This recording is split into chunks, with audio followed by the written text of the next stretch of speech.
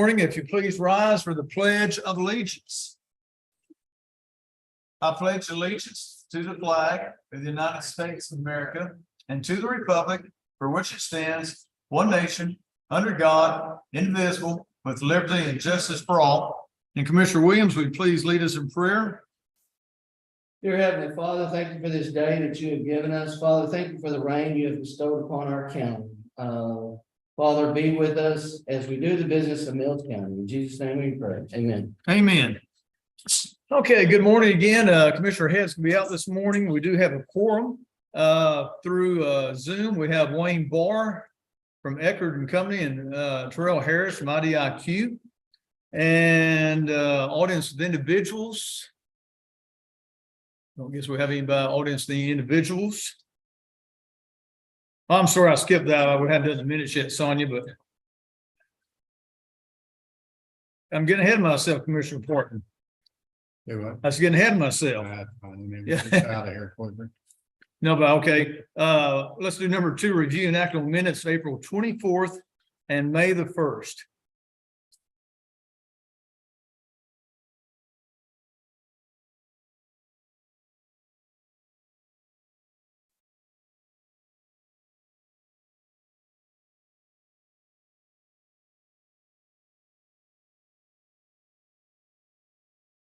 I did not see any corrections, additions, or deletions to the layout. No? I make the motion that we approve the minutes as written. Okay. Motion's been made by Commissioner Williams to approve the minutes of April 24th and May 1st. I'll second.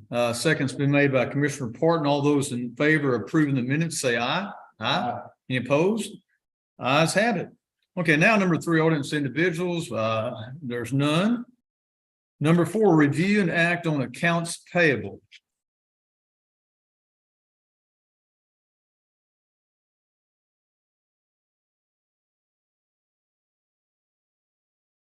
I have about 30 questions for Debbie. Oh.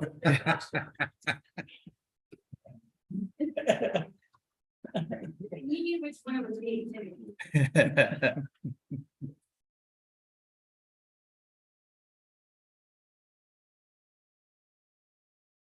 Well, I will say this, as you see, all departments are all very, very busy. Lots of activity. The only question is for the sheriff's department, and I don't know, this may be just a typo, I don't know, but on page 8, major automotives, it's got building maintenance, and then it's got windshield wiper blades. It doesn't go hand in hand, windshield wiper blades and building maintenance. Think that should just go under repairs, or is it just worded wrong or something? I don't know. Third from the bottom, page 8. I know yeah, I know there's a battery and that went to fix the gate probably, if I'm guessing. 2 batteries fix the gate. But the wiper blades, I think that, but anyway, it's fine. It's nothing, I mean, it's wiper blades. It's just. It's just on building maintenance, so. I'll have to ask Melissa. But I will point out on the judge's receipts, if y'all notice the county road permits for the first 4 months of 23 was $3,150. Septic permits was $2,945. So those figures continually. Those 30,000, what is that? Well, I guess it's all for the installs on the permits on the roads and whatnot. so who did the installs? Who put in? I don't know. We have, but it shouldn't be under judge's receipts. Did you get 2 of them for $1,500? Okay, 1 each month? Okay. Yeah, for I reported to the court. I guess it was last meeting. But I would. But you're saying that should go in some other. 330. Yeah, the $50 should go under the judge, and 1,500 shouldn't go under the judge's receipts. Well, that is a good question. I don't know why it's set up like that. It's always been done like that or what? That's Jackie. Yeah. Well, Okay. Okay, we'll look into that. Good point. Okay, anything else on the accounts payable? Hearing none, I'll make a motion that we approve the accounts payable. Second. I got a motion by me to approve the accounts payable, second by Commissioner Wright. Any other questions, comments, discussion? All those in favor of approving the accounts payable, say aye. Aye. None opposed. Ayes have it. Consent agenda.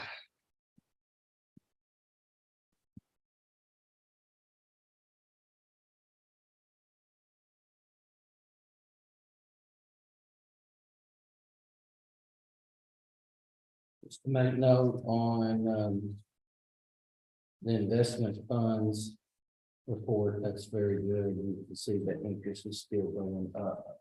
We're still doing very well on the interest there. Yes.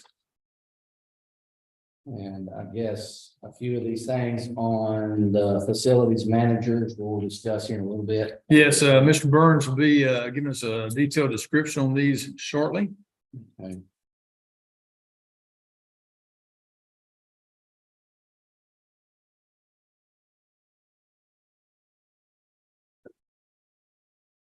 And I didn't do my research really very good today, but the JP's office seemed that seemed a little bit lower than what it's usually been, it maybe just the month of, so on those finances. Just make sure y'all aware of it, so you know. Okay. And then I had the same question as Dale did on county road acceptance permanent income. And why that's under the judges, so. Yeah, remind me, we'll look into that. I don't know the answers to that. It's always been that way or what? Well, we just did it this year, so it can't be always, I mean, unless it's. Yeah. I thought that was gonna be Jack and she was gonna handle that, Jason. I think she's handling it, but that money but that money should go under your, Well, not in the judges, and it may be going to your. yeah, I I don't don't know. think that's what she's just reporting about, yes. I guess she's just reporting it. Yeah. So I don't know. I couldn't answer you. Well, yeah, so that's what we'll have. Okay. I make a motion, there's no questions, any concerns, I make a motion that we approve the consent agenda. Motion's been made by Commissioner Williams to approve the consent agenda. Second. Second's been made by Commissioner Wright. Any other questions or comments? All those in favor of approving the consent agenda, say aye. Aye. Any opposed? Ayes have it. Consent agenda approved. Moving down to the action agenda, number 5. Consider an act on audit report from Eckert and Company for fiscal year ended September 30th, 2022, and via Zoom, we have Mr. Wayne Barr. Mr. Barr, can you hear me? Yes, can you hear me? Yes, sir. You're coming in loud and clear and looking good too, Mr. Barr. Great. You can see my blurred background because my office is a mess. Well, that's fine. That's fine. We appreciate the work you've done. I've gone through the audit. Everything seemed to be in good shape for Mills County. I'm sure some of the commissioners have some questions for you. Okay. So I'll just begin. If you'll turn over to, there's a letterhead page about 3 or 4 pages in on the audit that says independent auditors report.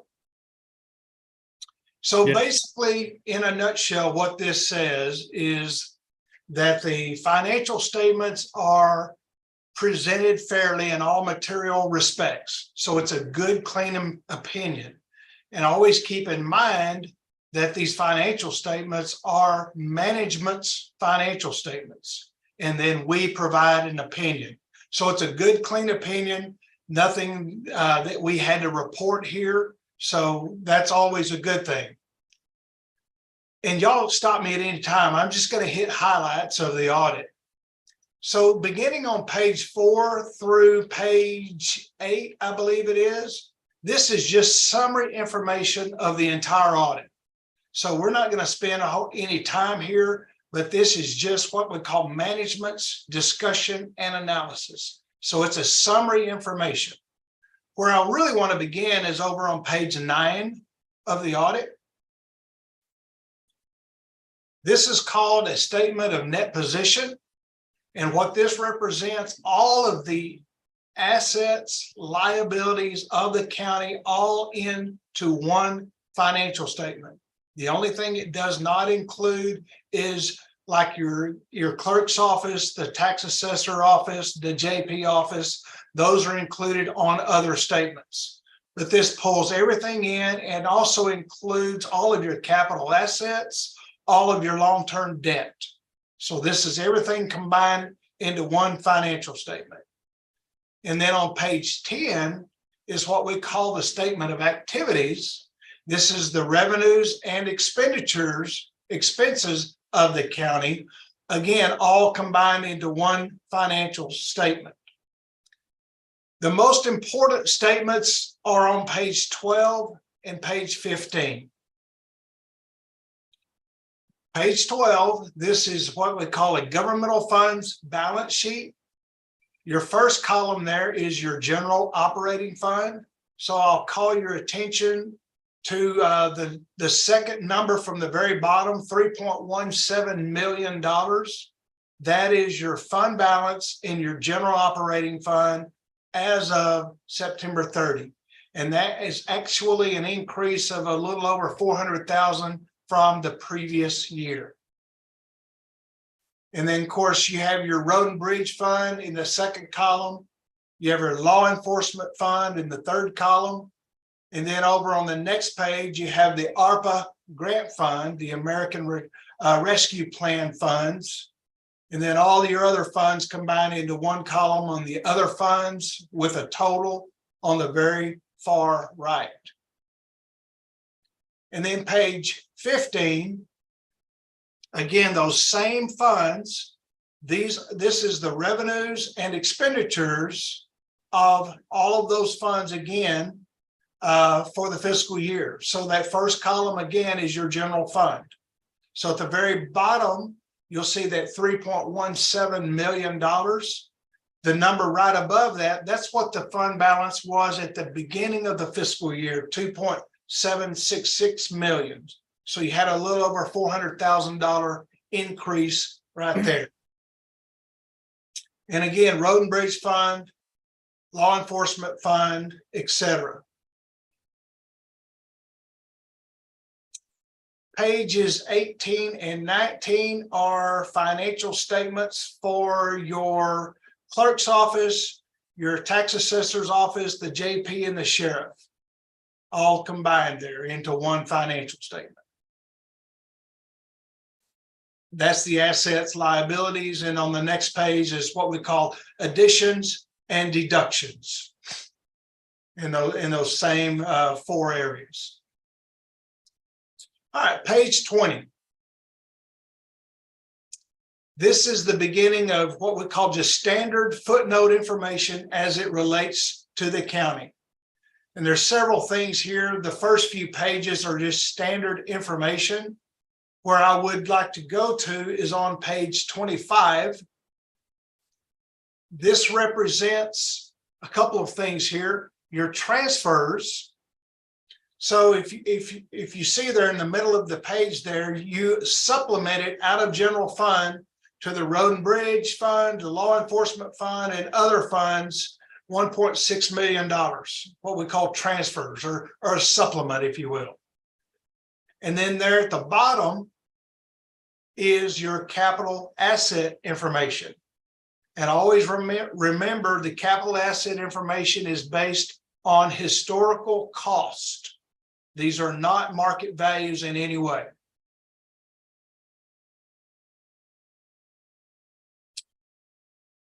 Then on the middle of page 26, we have your long-term debt. And these are the limited tax bonds.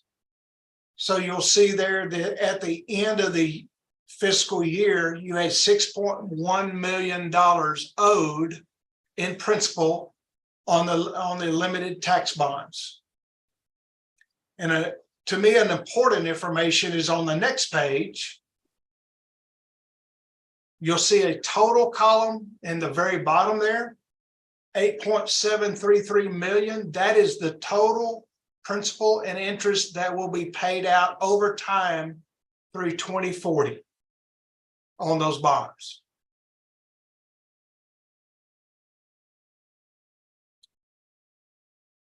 All right, so beginning on page 27 through 33, this is information as it relates to your defined benefit pension plan.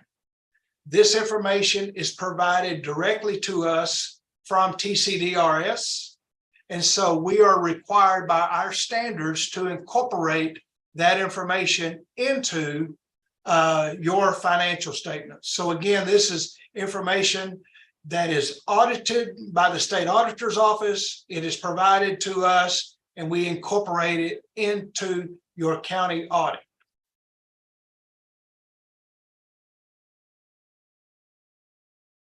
And then page 34 is tax abatement information.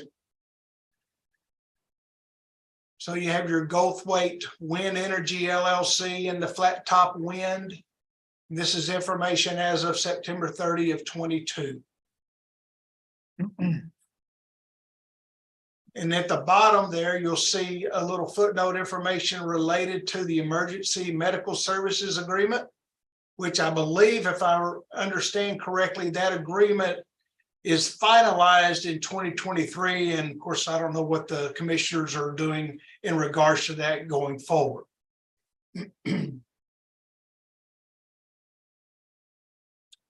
All right, so page 35. This is always an important piece of information. This is your budget comparison schedule for the general operating fund. So if you'll call your attention, the very first column at the very bottom, that was your original adopted estimated fund balance based on the original budget. So 2.699 million. And the second column is your final amended budget information, 2.703. And then you came in actually at 3.171. So based on your comparison of your final amended budget to your actual results, you came out $467,000 to the good. So that's a good thing. And then the same way on the next page, 36 is a budget comparison for the Road and Bridge Fund. 37 is your Law Enforcement Fund. So there's several pages of budget comparison information in the audit. And then 38 is your budget comparison for your internal service fund. Your interest and sinking fund, your debt service.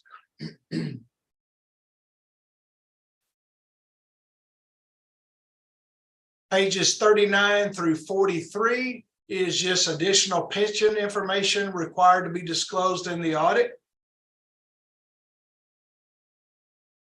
Page 44 is certificates of deposit information for the county as of September 30. Excuse me? Can I go back to page 39? Yes. This is Commissioner Williams. On C, line item C there, it's showing a negative in 2022. Which page again? I'm sorry. 39, 39. it's the net pension liability asset. Yes. Is that something we need to be worried about? I No, know actually, this, we made some changes in that pension fund, and so I didn't know if that was still something we need to be concerned about. so actually, if you look at the very next figure to the right of that, 641. So it actually turned this year.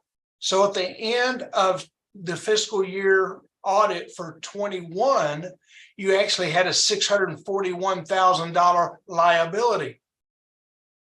The 488 actually turned and now represents a $488,000 asset. Okay, so that's So a it good, turned. Yes, Yeah. okay. So yes, it did turn the other way. And what was the reason for the difference between the 2 years there? That can be a lot of things. It could be related to earnings inside. So yeah, there's a good number. If you look at the very middle of that page, you'll see a figure under section B, net investment income. Notice 1.6 million versus the previous year 700,000. So that's a big chunk of it right there. Okay. But I got a question on that. We had a deal this year on wind turbine stuff where they didn't make their deadlines. Well, they ended up having to pay some penalties, which was, I think, like 1.3 million, which we will not have next year. Yeah, but that's not under the retirement system. This page we're talking about is a retirement system. But the whole deal that's showing us with a positive 400,000 is actually in essence because of the 1.3 million in assets. Or not assets, in money. Mr. Borge, here's a question he's asking. I couldn't quite understand. I'm sorry. A lot of these figures on this audit is, one of the wind turbines had late penalties. Or one of the companies, well, they had to pay a year's penalty of like 1.3 million. That figures into this budget.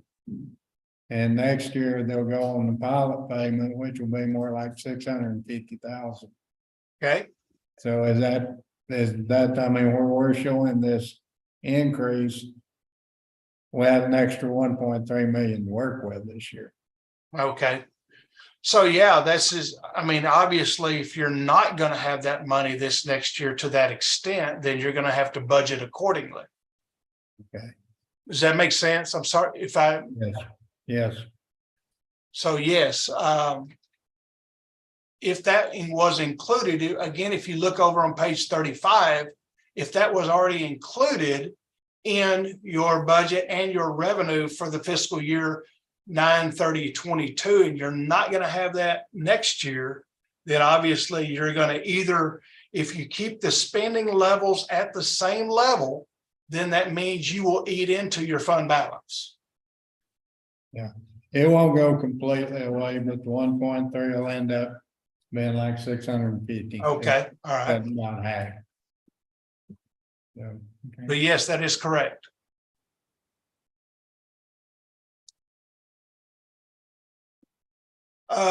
Let's see, we were just briefly touched on page 44, which is your CD information.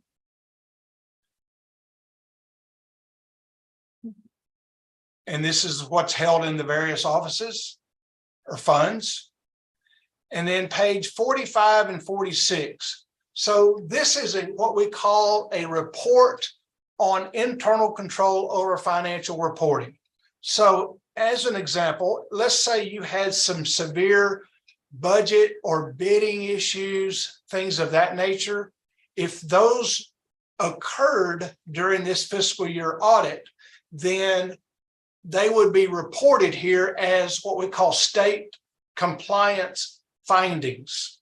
So I'm happy to report we did not have any of those this year. So everything was in good shape. They met the bidding requirements, budget requirements, things of that nature. So so that was good. So this is a good cleanup report. And we did not identify any deficiencies in internal control. So that's good. And in a nutshell, that is just a very brief overview of the audit.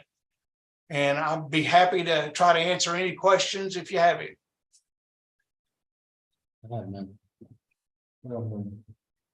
Mr. Eckert, how many years has y'all's firm been doing the audit for Mills County? We started auditing the county from the first year back when started doing the FEMA money years ago on the roads.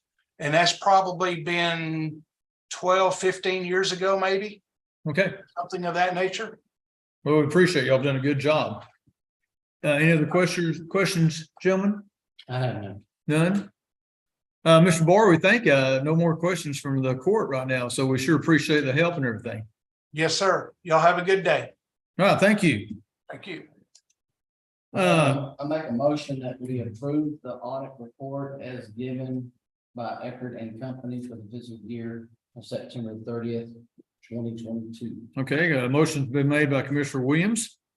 I'll make a second on that. So we got a motion and a second. Any other discussion? All those in favor of approving the Eckert and Company audit report, say aye. Aye. Any opposed? Ayes have it. Moving on to number 6, consider an act on approving surety bond for Deputy Bruce Malloy. These come up, as you all know, by every month.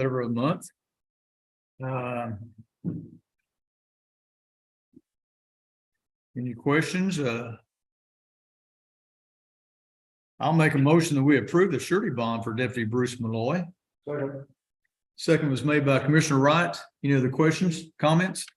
All those in favor of approving the surety bond for Deputy Bruce Malloy, say aye. Aye. Any opposed? Ayes have it.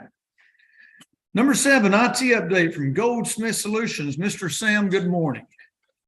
I know you got a lot of comments to be made. Yes, sir. Good morning. This is something we're going to talk about here in just a moment. Everything else should have been in your packet. And so let me change this out and get started.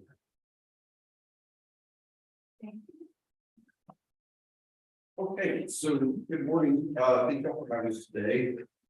Wanted to give you just kind of a general IT update. There's usually a formal written report of this.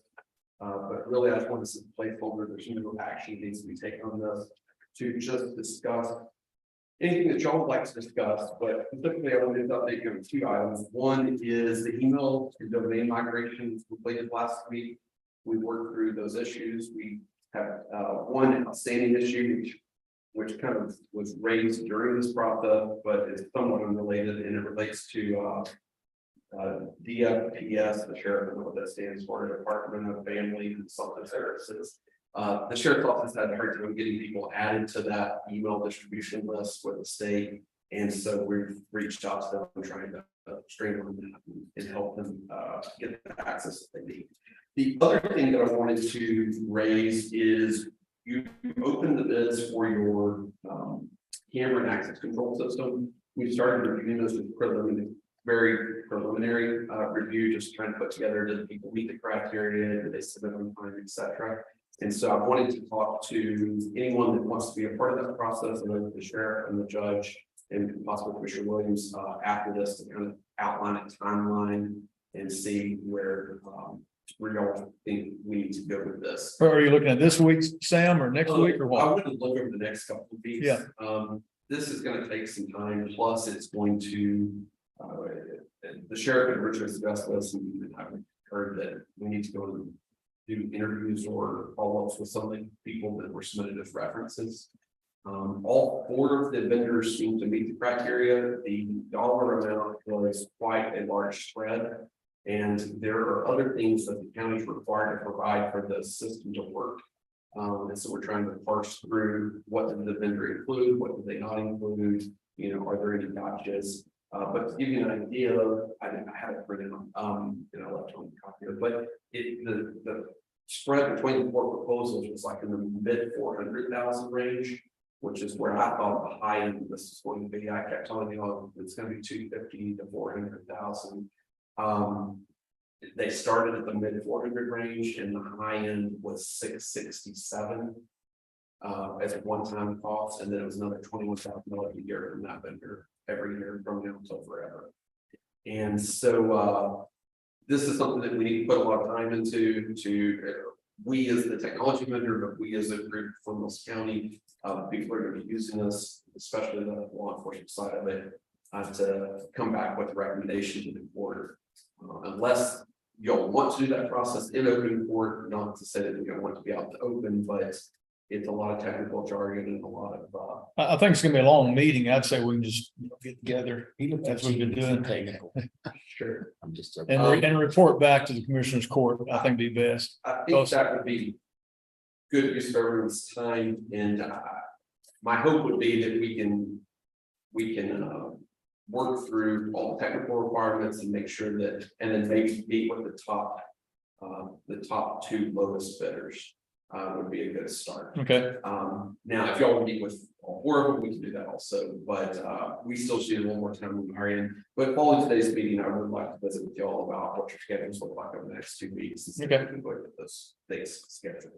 So that's all I have as far as number 7, the IT update. Are there any things that y'all want to address or questions you have for me related to? I guess the panic, I guess he's gonna talk about the panic buttons, but I've had several emails over that. Can you? Sure.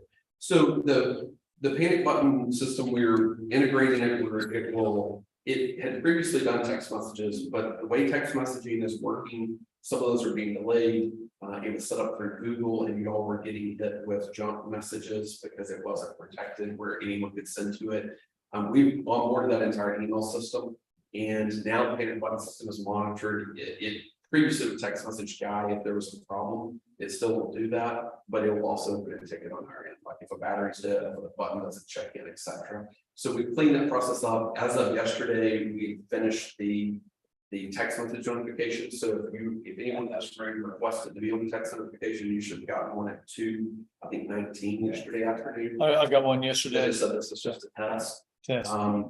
If you did not get one, we sent out an email this morning for everyone who requested to be on it, confirming on an individual basis, and just let us know and we'll review that. Yes. Mr. Guy, come on up. Yeah, I've got a list of everybody that needs to be on that, including all the law enforcement people. So if I can submit that to you. They were on the list the previous year with the panic buttons, if that makes it any easier. We need an updated list because we've sent that out twice now, because my concern is that people change cell phone providers, like Verizon, AT&T, it changed what we have to do on the back end. So we can cross-reference that if you want to look at it together. But we sent out all users email, everyone should have gotten it at least 2 times, asking for them to respond if they want to be on it. I know that the key people that I expected to see on it, the judge, Guy, Commissioner Williams, the sheriff, and some of the staff, they all submitted, and then several of the elected officials submitted. So if anyone else wants to be on that is county official or employee, they can sure apply that. Okay. Okay. The last part of that, sorry, Commissioner Woods, the last part of that is that's being integrated with the fire alarm panel. We've done our part, and as soon as the fire alarm panel is ready to go, which I think y'all are really close on that from a part standpoint, then that's going to be working and notify the sheriff's office automatically over the radio as well as text messaging. Yeah, guy, did we get the fire alarm all fixed up? I know they were here. Fire alarm here tomorrow. Okay. And to finish up, to test everything out, so we'll be ready to go out tomorrow. Sure. Okay. As soon as they're finished with their part, just let us know and we'll activate it. We've got it turned off that way. Y'all can test it without it coming across as a fire to the sheriff's office. So just let us know when you're ready to go. We'll activate it. Okay, any other questions on number 7, which is just original? Nope. Okay, are you ready to move number 8? Yes, sir. Number 8, consider an act on IT electrical issues at the law enforcement center. Yes, sir. So this is something that we had worked on throughout last week, and I just finished this proposal last night. That's why it was not your packet. And I want to provide you a hard copy of it this morning. Basically, one of the things we suggested be done as part of the IT budget this year, and the report had previously approved, was to replace the batteries in the main battery system that runs all the IT equipment at the law enforcement center. We opened it, so basically this is considered preventative maintenance. You're supposed to replace the batteries every 5 years. You all got that battery system in 2016, but it should have been done in 2021, we're in 2023, so we're doing it. When we went to do that, which was last Monday, we scheduled it with Debbie and with Melissa. Went to do that after hours or late in the afternoon last Monday, May 1st. Well, let me back up a step to say this battery system does not run 911, but it runs other mission critical equipment such as the camera and door system, critical equipment dispatch like computers in dispatch. It runs the servers and it runs communications equipment like the radio system out at the law enforcement center. So when we went to test that last week, which the process is you bypass the battery, there's a switch you can push and it routes the power in the battery. Everything's supposed to stay running during that process, and then you do your maintenance, and then you put it back in its normal mode where it's passing through the battery. When we put it into the bypass for the maintenance, the battery system failed.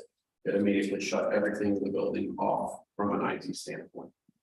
We immediately reached out to Debbie to let her know what was going on, talked to dispatch, let them know what's going on. I was on site, engaged a guy who I appreciate, stopped what he was doing on his personal time and was, 45 minutes away and came over to help us. Because there were a lot of unknowns to this point. There's a wiring diagram of how this is supposed to be set up. This is the same at every law enforcement building that was built by that vendor for the most part. So we're very familiar with it, but when you did everything that you're supposed to do, the system crashed. So what we've learned in that process is that apparently this has been happening for some time. When I spoke with the dispatchers, they said that when the power goes off, like a storm rolls through, the power goes off, a lot of this equipment will go off, and then the generator comes on and come back on. So they were just kind of used to, that's the standard operating procedure. That is not how it's supposed to work. This battery system is supposed to keep all of the technical equipment running during a power outage until the generator can come on and take over. Sam, when you say battery system, what are these, like car batteries? I don't know what. On the inside of it, it looks like a car battery, but it's basically a big black box about the size of that. And the electricity is hardwired into it, and the electricity is hardwired out of it, and then it goes to different plugs in the building that are. Okay. That are for Are this. they pretty expensive, these batteries, or? We're about to Okay. get out, I guess, sir, they are. So Okay. I will tell you right now, we're already in for a sunk cost of $1,800, meaning that's what the new batteries cost that we're swapping out. And those last about 5 years, and the system has now failed, and they don't make that system anymore, meaning it's now dated on your. Okay. I think there's ways that we can recoup some of that money if y'all want to move forward with fixing this, but I'm trying to give you an idea of what all happened that got us here. So what we learned in the process is the electrical panels were not installed the way they're labeled.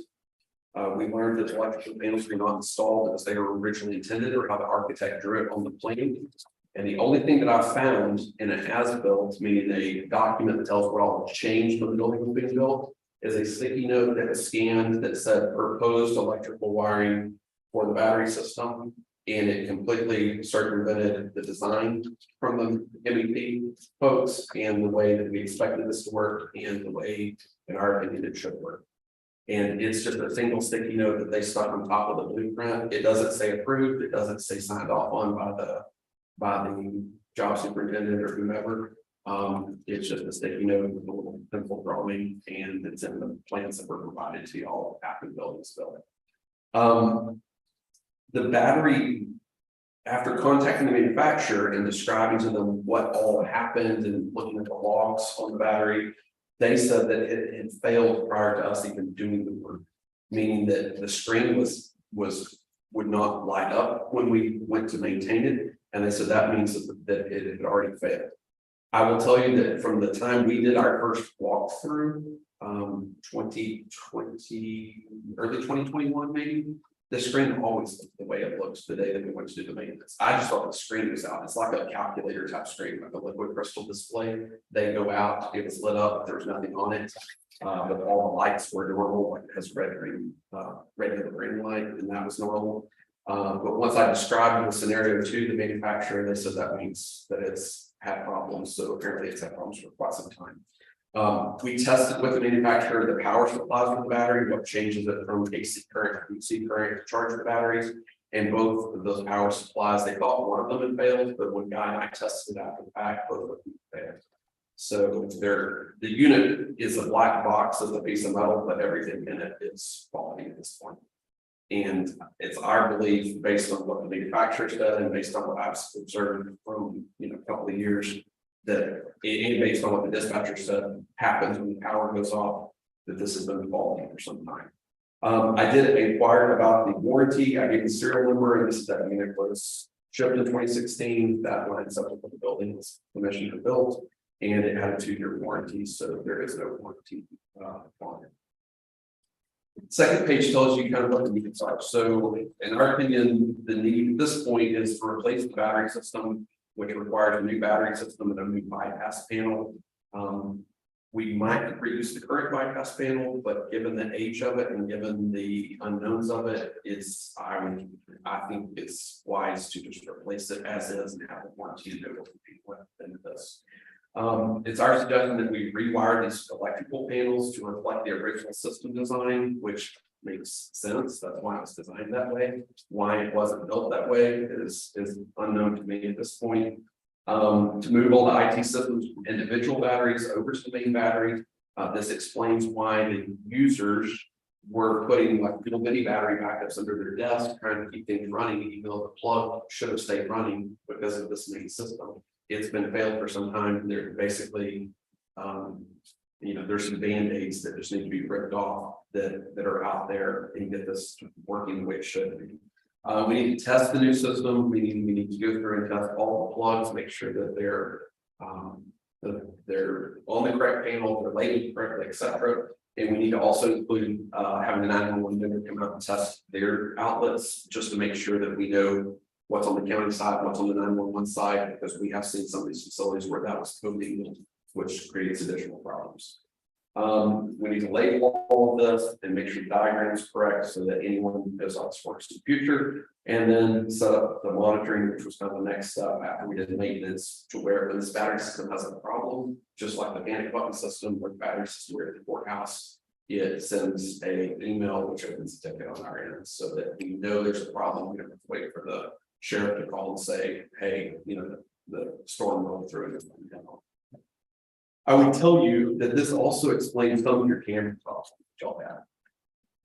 The worst thing you can do to electronics, especially if at hard driving, which the camera DVR should do, is just kill the power and then shove the power back into it. So meaning that if you've got something, a computer, which those DVRs are like a computer, it has physical spinning disk in it. If you yank the plug, the electricity away from it, and then the generator comes on and you shove the electricity back to it, that is the worst thing you can do for this electronic gear.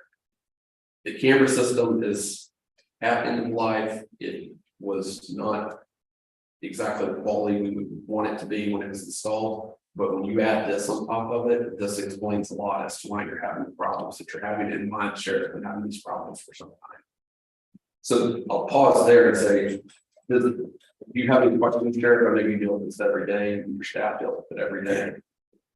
Well, I don't really have a question. I mean, the thing about the rewire existing panels to reflect the original design of the system, is that something that we've already had a licensed electrician look at that tell us there, or?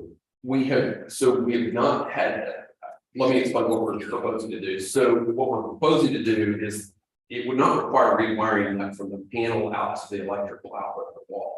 It's just the panel in the room is not fed from the battery system. And so I've looked at it, guys looked at it, and I've looked at the blueprints, and I want to move it to the way the blueprint outlines, which I know will work.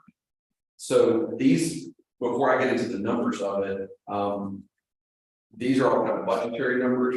The next step, if told to move forward, would be to have an electrician come out and meet with us and meet with anyone that you would have there, Sheriff, and take a look at it and talk through what that practically would look like. Yeah, I mean, prior to the meeting stuff, I would like to grab it and sign by your office, like submit it to the architect for review and go back to the plans, because I know we've had some past issues, two major stuff, the old subcontract architect stuff at that time is still representing us free of charge. I did a phenomenal job on getting our money back and things that wasn't even marketed anymore. So sure, I feel like that's something we really want to involve in. Maybe hopefully be able to work out repeat funds if that's what's necessary to fix the problem. Sure. We can go over these costs if here in just a moment, but that makes sense, and I don't think that'll be a problem at all, because after looking at the way it's drawn, we're wanting to go back to the way the drawing showed it to be done to begin with. Why it was deviated from that, I don't know, and I'm not trying to put any more report back to whoever did it, but we think going back to the original design would serve you well. It is. Also, I interject the fact that I would like to thank whoever put that camera system in, which I think we all know. Pardon me. The people that put the camera system in was underage. a different LLC or company and stuff. Yes, And they are also another individual who's resubmitted a quote. And all this, so I feel like that's something that they should have known when all this was getting put in. Sure. And anyway, I hear what you're saying. I think we can talk about that in this Yeah. meeting about the camera system, but I think that's very, very valid concern. Okay, so the next thing that I just outlined to give you an idea of this, you know. Where do you start when you've got the problem? We've got to start somewhere in some general costs. We looked up what the new generation of the battery system costs. And you can see there are several parts to it there, but you're looking at a cost under number one, about $14,200. That's before we have it quoted, meaning that's kind of the retail price. I think, you know, we can probably get it 10% maybe knocked off of it because we can purchase it through a state contract if the court elects to move forward with this. But I want to just give you all what we see right now as worst case scenario. Number two says electrician costs, which is really going to be if approved by the architect and if approved by whoever wants to approve, the sheriff, the architect, and us, we get together and all three. This would be just kind of an estimate for labor. I think it's going to take 2 or 3 days of a couple of electricians to make the changes that we want made. And so we put in some kind of placeholders, what we think that would cost. Is this like a specialized electrician? I mean, can any electrician do this work? Any electrician can do this work, and so we don't have an electrician in mind. I know that Okay, Guy has helped us with some electrical issues here. We've contracted with an electrician, which you'll have. I will tell you that some of the reason that I've kind of put this off on the high side is anything you do in that building takes twice as long than it takes in this building. sure. Because of the access of having to move back and forth. And also, we can't just go out there and say, we're gonna turn everything off, and we all just deal with it to be off for 8 hours while we make this change. We've got to work around the schedule and accommodate to make sure that we don't just shut the building off for these changes. Does that Okay, make sense? And then the last thing is, we included the IT labor side of it. I think that there's going to be some extensive things that have to be done to test all of this, to document all of this, to have some of the electricians here. And so I looked into costs for that. If y'all want to move forward with this, we can meet with the architect and tweak some of these numbers or get firm commitments. We're way under the $50,000 number, so I know that's the first hurdle. But I wanted to kind of put something in front of y'all to let you know, because this is not something that was expected. We have a contingency in the IT budget this year of about $5,000 that was just built in there. We all did the budget workshop last year. But you know, I don't know where the funding will come from this, because this isn't something the sheriff could have expected either. I think that we have to get this right and we have to get this corrected before we would ever consider spending the kind of money we're expecting to spend on a new door control and camera controls or camera system, because electronics are only as good as the power you put into them. So I don't want to see. I'm glad that while this was unfortunate, while this is not ideal, I would rather this have surfaced now versus we put a whole new system in and then we start having power problems and learn then that, oh wow, the power has some issues and you know damage something that's brand new. So that's where we are in those. And welcome your question feedback. Well, of course, my question is this, funding, you said I hadn't checked the budget. You said we have $5,000 for There's IT. $5,000 that we put in the IT budget as a contingency. And we put in to replace these batteries, but like I said, I ordered those, I put them in. I can't, it was $1,800. I can't send them back because of how much it costs and then we'll take them back. Sure. We have other law enforcement customers that have the exact same batteries, so I might remove some of the costs if, Sure. because we're doing this in general across a lot of customers right now. But I think this is a funding situation that you're gonna have to look at and come back to. Sure, Sheriff Hammond, do you have any comments on funding that's in your budget? I'm not sure. Actually, I would have to go back and look and break it down, you know, there's again, like this is something we need to sit down and go through, you know. Yeah, I'm not gonna disagree that, yeah, probably some batteries and stuff need to be replaced, but not totally sold on some other things, but I don't know. we'll see. And, From my standpoint, I'm frustrated is this is the second or third or fourth thing that we found that the contractor and the engineer did not do, you know, they took shortcuts around. And it's coming back to haunt us later on. And so that's just frustrating. But I don't know how we would have known. I mean, we wouldn't have known. I mean, they're just, it seems like they took advantage of us in one aspect of it. But I guess that can happen to anybody that's building a new house if you don't know what's going on.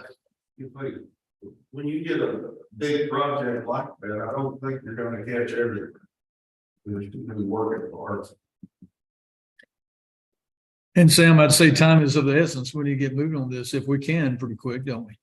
Yes, sir. I will tell you that, what if the power flickers today, it's gonna be the same process that they've been used to before in talking with dispatcher. I mean, everything's gonna go down, everything's gonna come back up. I want to say everything, I mean, the camera system, some of the computer stuff, not something that's completely separate. And But this is something that needs to be addressed as soon as possible.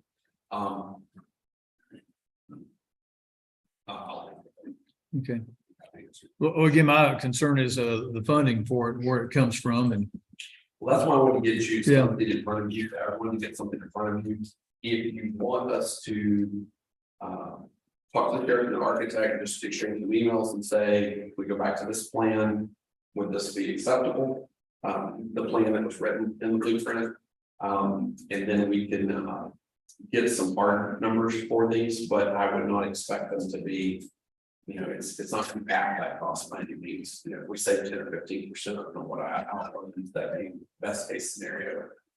So I got one more thing to interject too, is, you know, and this is all tied to 911. That is the money that could be recouped as well as it comes from the government. Because there's funding from the state. I think some of you, I'll remind some of you, don't remember, just like the furniture and stuff like that, is considered not a dispatch when it comes to 911, considered a call taker, which is you know, that gets back to our PSAPs and all that stuff. So there again, I'd like the opportunity to reach out to the COG and see if we can get a big portion of this taken care of without using the taxpayer. I think that's a great idea. I just want to make sure that I'm clear. The 911 is a completely separate battery, but the COG sometimes does cover this type of expense, especially when it relates to your radio system and other dispatch functions. okay, yeah, we can reach out to Central Texas Council of Governments and check on that. Commissioners, comments, questions? Yeah, I think that's what I'm looking at, Commissioner Williams. I don't think we can make any decision right now. We still need to get some more information up. I'll make a motion that we table number 8, consider an act on IT electrical issues at the law enforcement center. I got a motion by me, a second by Commissioner Williams to table this. The IT electrical issues at law enforcement center. All those in favor say aye. Aye. Those opposed. Ayes have it. Okay, it will be tabled. Do you want us to get you firm quotes? Do you want to just sit back and wait for 2 weeks and see? Or do you want us to go there?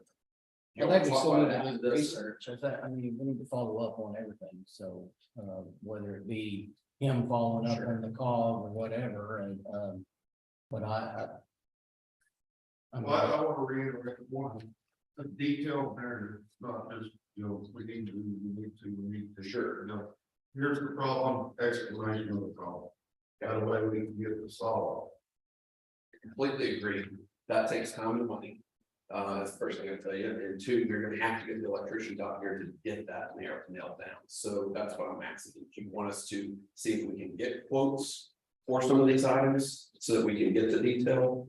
So that we can come back with a solution and that can be approved if you figure out the funding? Yeah, I think Or it'll do be you good. want us to wait 2 weeks and then start that process? So we're gonna call the electrician and tell us there's a problem, y'all already said we have a problem, that's what I'm giving. We're gonna hire an electrician, to come and tell us something wrong, y'all are telling us. something wrong. Sure, I'm saying like, we need to get an electrician outside if we want to get a firmer estimate on this, because I just pulled hours together of what I expected to take. So I don't know if y'all want a firmer number than this, and if you do, I think me and Guy can get together and work this out. And it's for Okay, most of it. okay, that works for me. Let us know what you need. okay, what's been tabled? Yes, ma'am. So are you doing the detailed narrative or not? Okay, Unless someone tells me to. okay. So the sheriff and I are going to work on this without her. I mean, don't tell me what you want to do, but that's what I'm just trying to get my minutes right. Good idea. I'm just trying to get my minutes right. I didn't hear.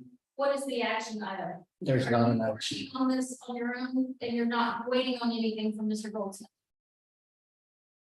No, I told the court that me and Guy. We decided to look at the court level. Okay.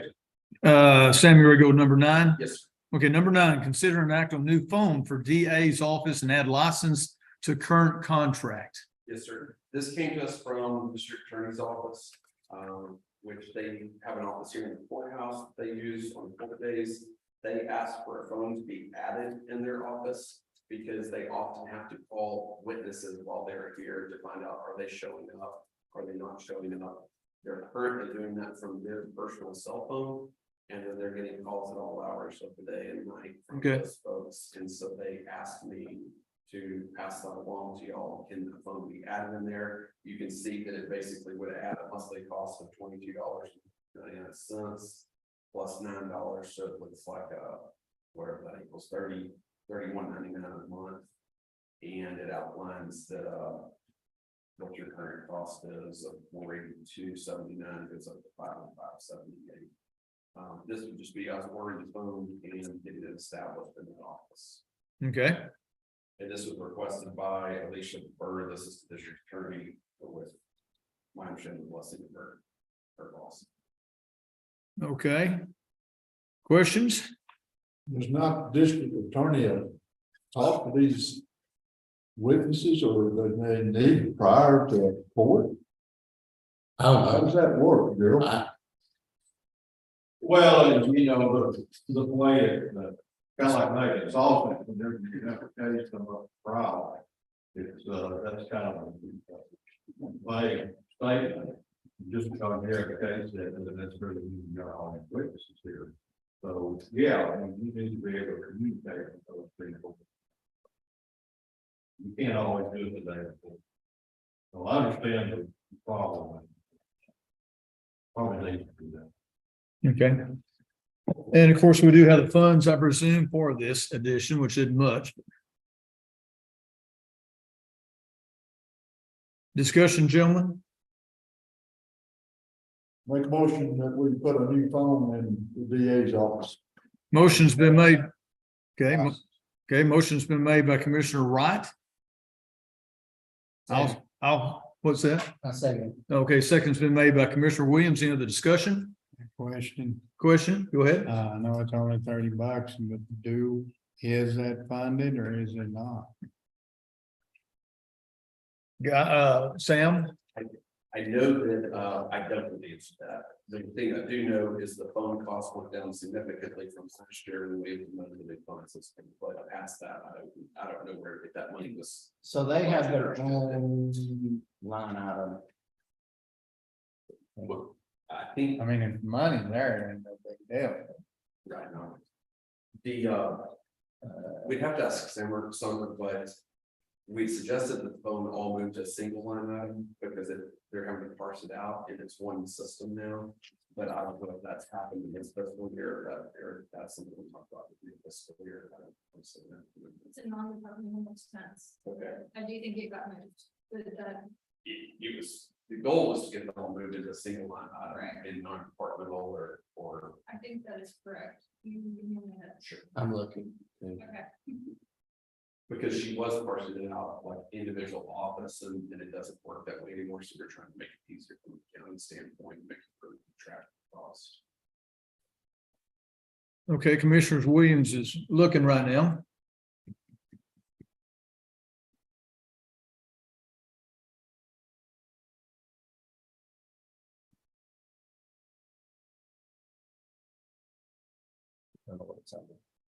Well, if you look under any department and it has 0 for phones, you know that it's been. And it'd be I, probably. I know, I understand that. I was just looking to see how much money is left in that account. You see what I'm saying?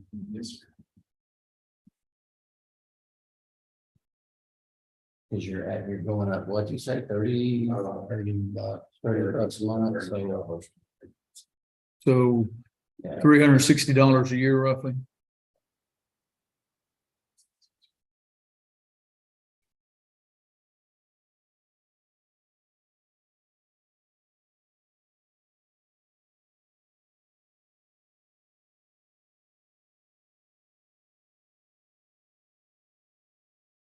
What I'm saying, if it's not there and built in, it might have to wait for budget time. Jason. Yeah, so under the attorney's expenses.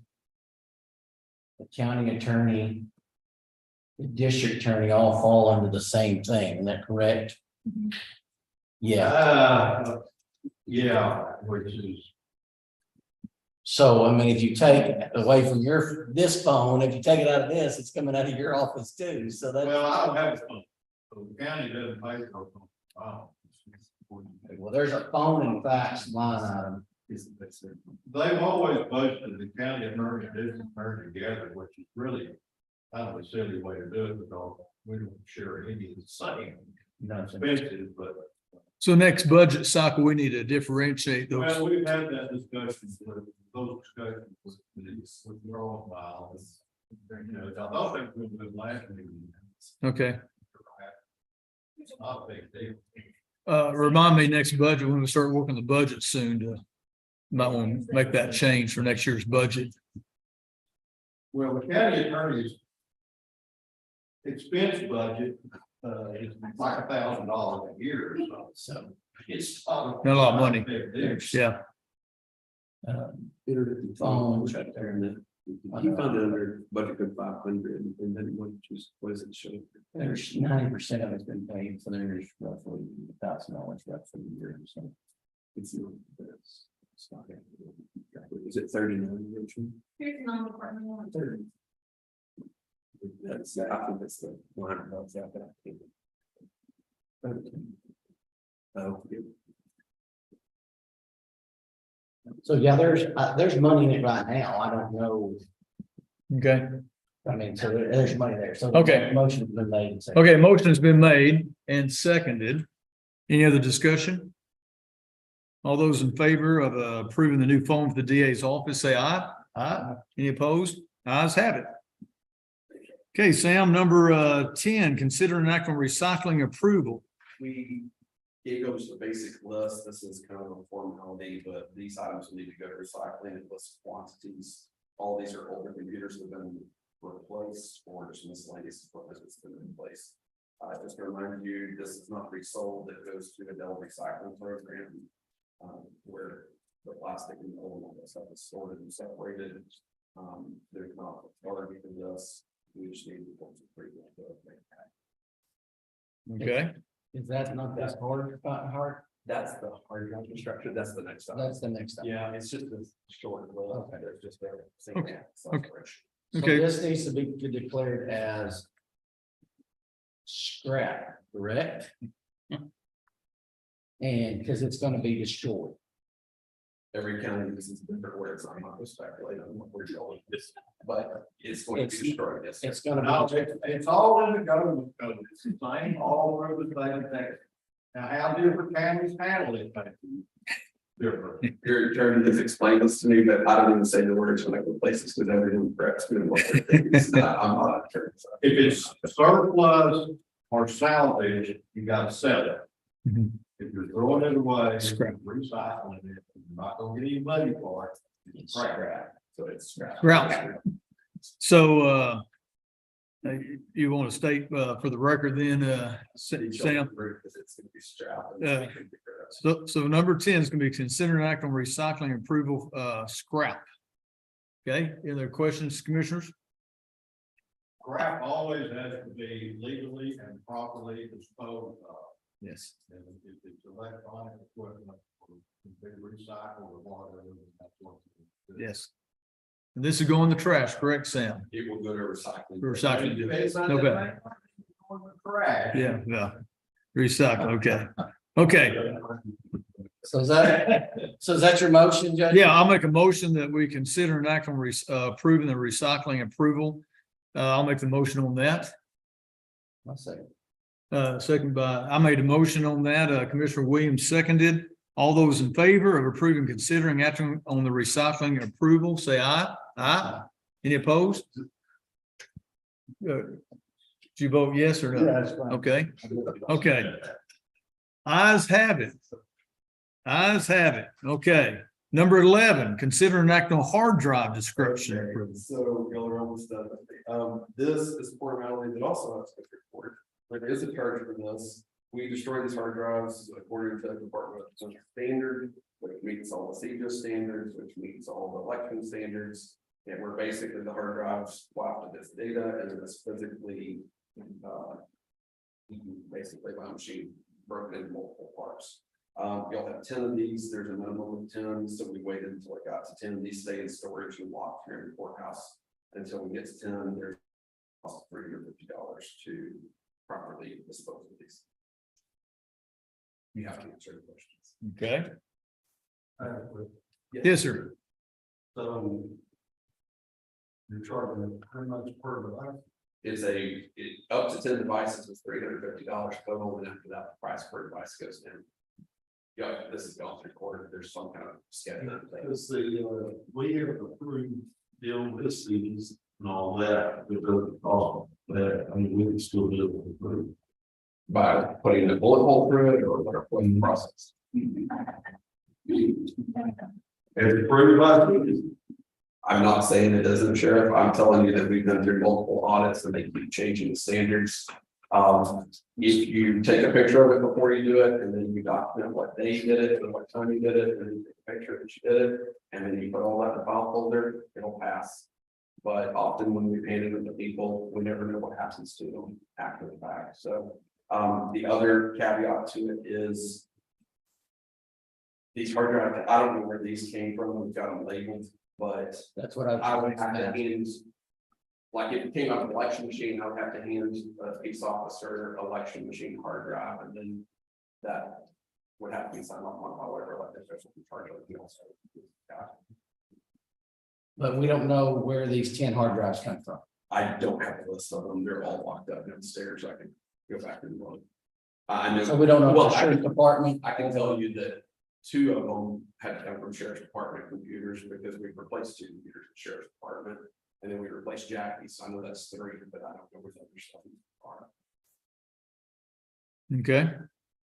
I can get you the answer. If you want. I was thinking that the people that recycle our documents downstairs in that trash can, I was thinking that they destroyed them too, and we already have a contract with them too. Guy, you got a comment? Yeah, I can answer that. We do have, they do offer, destroying hard drives.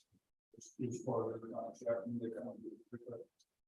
Should they do it on site? They just recently started. Do they do it on site? Where Yes. you see it destroying It it? on site. Okay. So why don't we check with them and see Yeah. what they do, because we already have a contract with that Yeah. company. Save the $350. I think that's a good plan. Guy, can you check on that for us? So, Keep them locked up. what I'm hearing is we need to table this till next time, Sam? Yes, sir. Okay. I'll make a motion on number 11 that we, table, consider an act on hard drive destruction approval following, more, research on this. So I made a motion on that. Do I hear a second? Motion's been made, seconded by Commissioner Wright. Any more discussion? All those in favor of tabling the hard drive destruction approval, say aye. Aye. Any opposed? None opposed. Thank you so much. So that'll be tabled. Sam, thank you, bud. You had, I'll- good information. I'll move them, after the meeting. yes, we'll talk more about IT. Number 12, consider an act on courthouse floodlights proposal. Mr. Guy Burns, will you please come up? Your turn. Yes, sir.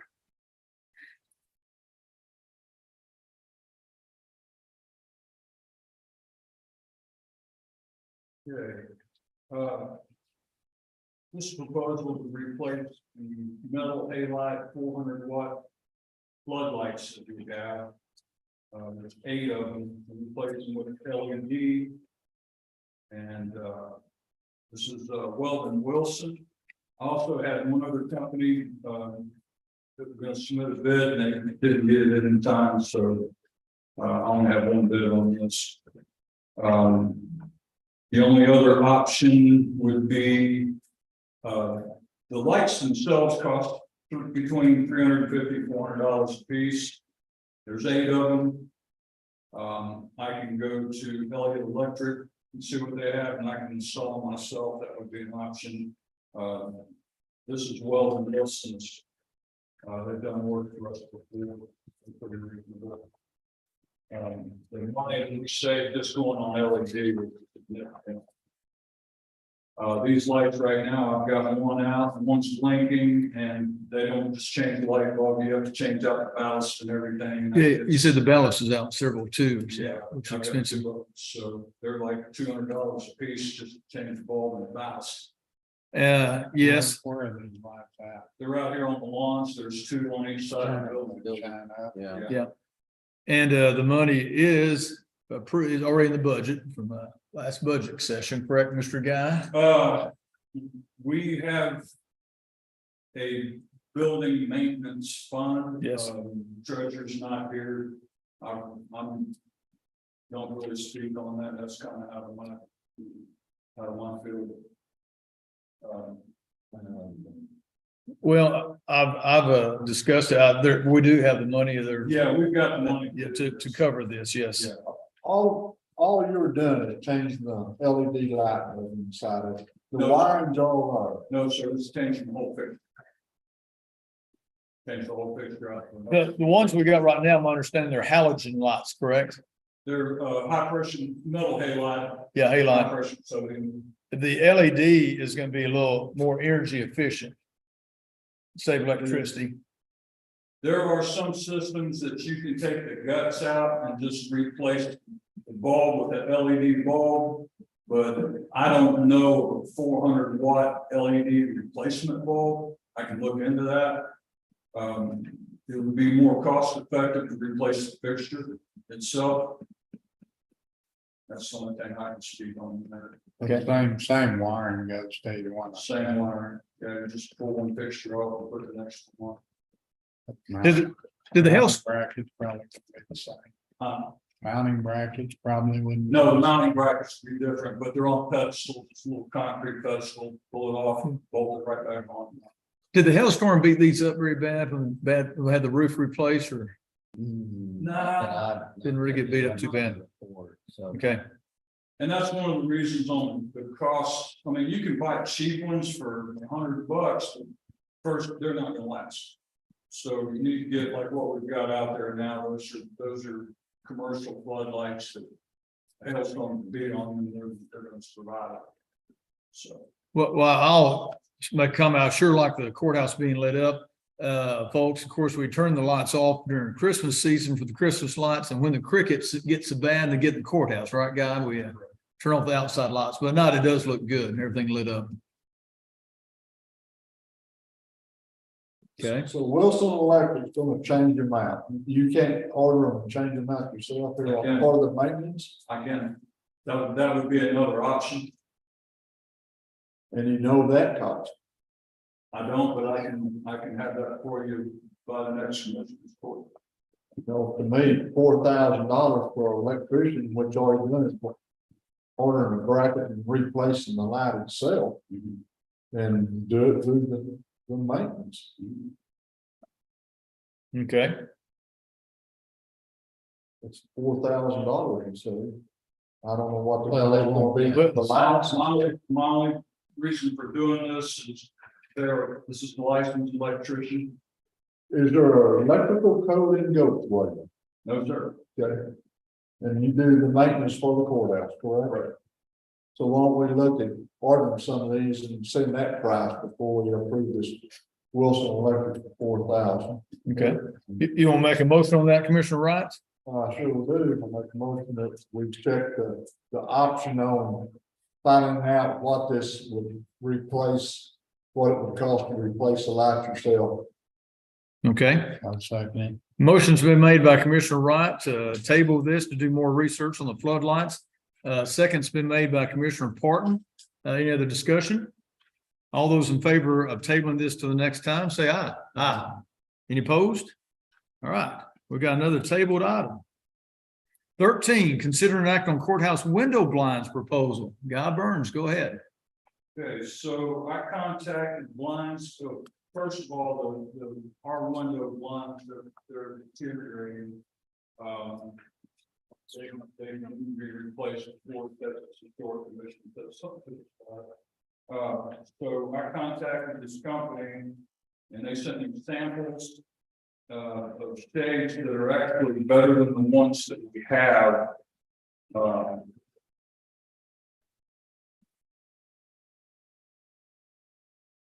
So they gave us a commercial discount. This is the same company, it's owned by Home Depot. And I have purchased blinds from them before. As a matter of fact, some of these behind me, these blackout blinds came from them.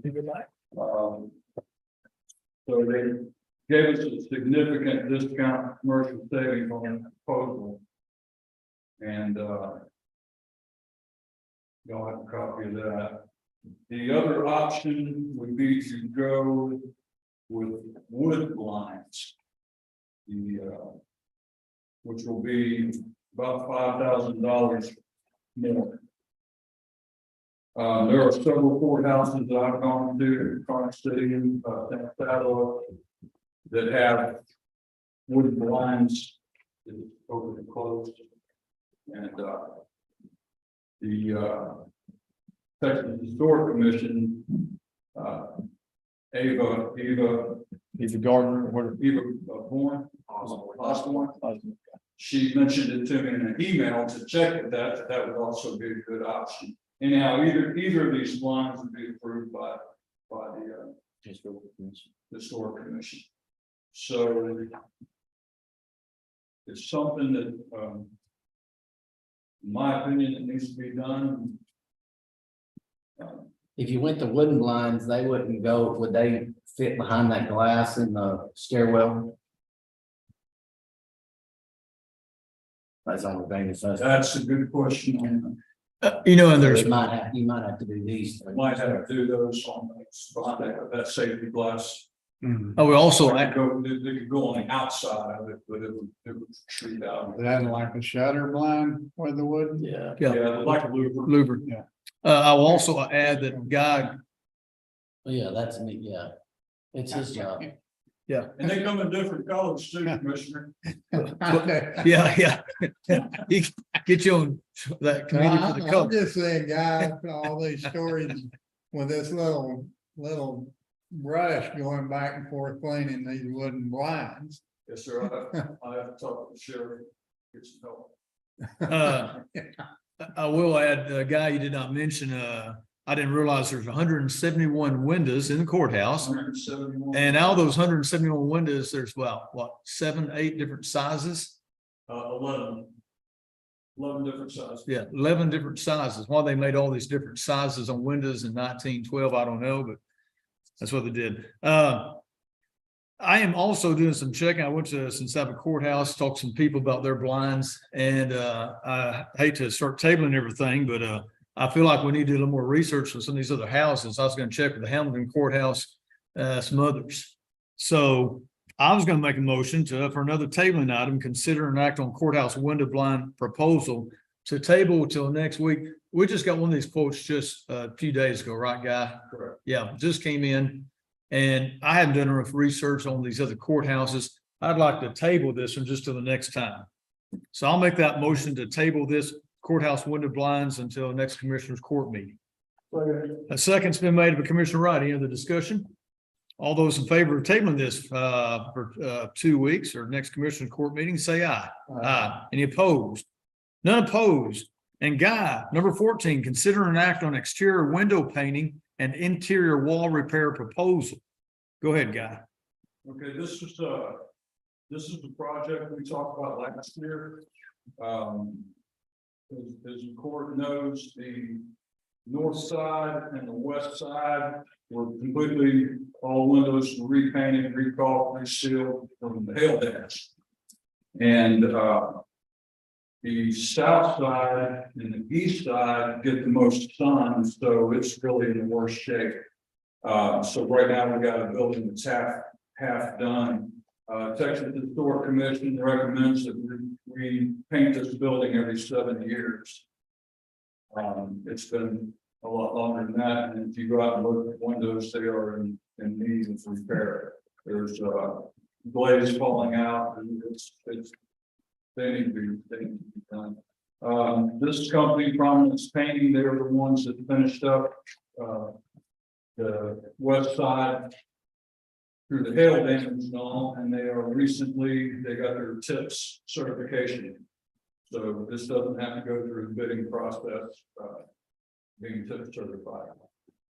And this is a major job too, scraping, painting, and also we discussed, Guy, it would be good to get going on this before the hot summer hits in July, and it needs to be done this budget cycle, correct? That's correct. And when you reach a certain temperature, the paint doesn't set as well. You have over 100 degrees. Okay. It doesn't set as well. Anyhow, there's also some interior wall repair that needs to be done. Commissioner Park, if you look right over your left shoulder on that wall down there behind.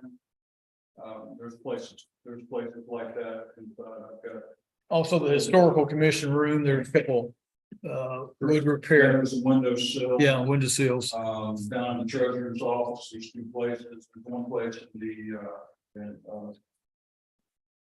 the ag office, Tom's office.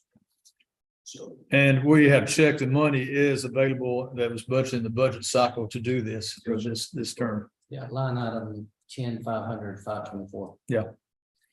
Okay, You gonna put that amount in the. As far as the. On the agenda, I mean, there's no amount on this, it's just consider that on that screen. The amount you want. Well, You yeah, got a bid here for what, 58,000? yeah, That's what he's proposing. yeah. correct. And then I didn't hear that number come out. Yes, Yes. the proposed $58,068.60. Okay, So I'd be part of the motion, and that's what I'm asking. yeah, sure. Yeah, if you want to make a motion there, yeah, go ahead.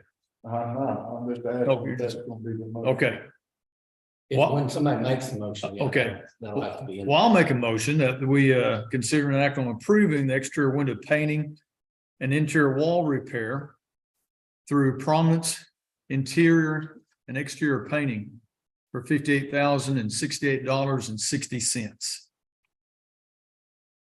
A second. Okay, go.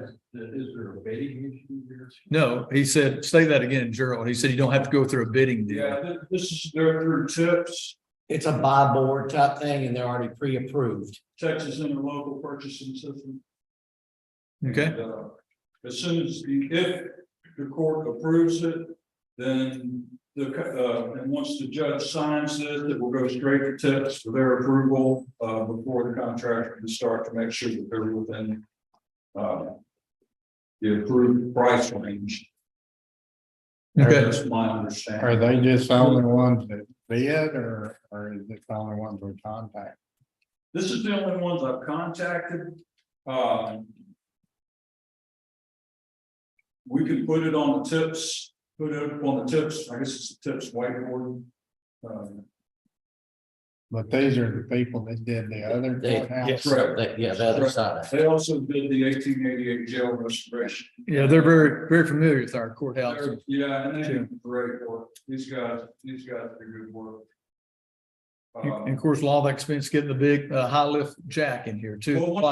Well, one of the things too is when they did the hail damage, the painting, they went through 3 different companies, 4T. Remember 4T that we had? They went through 3 different companies to get the prices down, and these were the guys that came in last and best bang for the buck.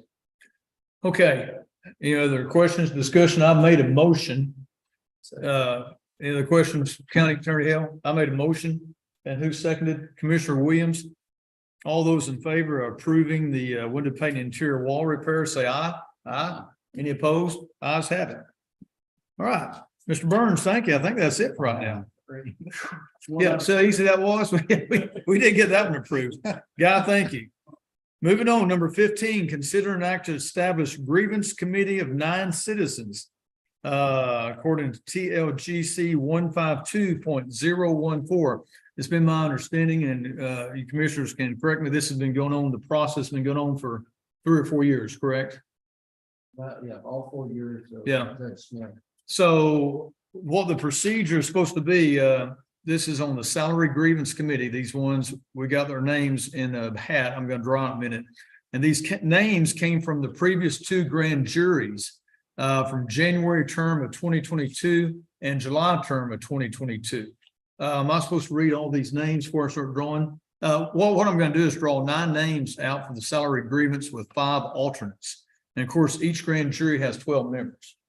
Commissioner Williams is, So in the past, though, I'm just gonna history. yeah, sure. I would draw 9 extra names, not just 5, because Okay, we've had a hard time sometimes that are Okay. not, that won't do it, won't accept for it. So you need to have plenty in your repertoire that, or you're gonna have to bring it back to commissioners. Okay.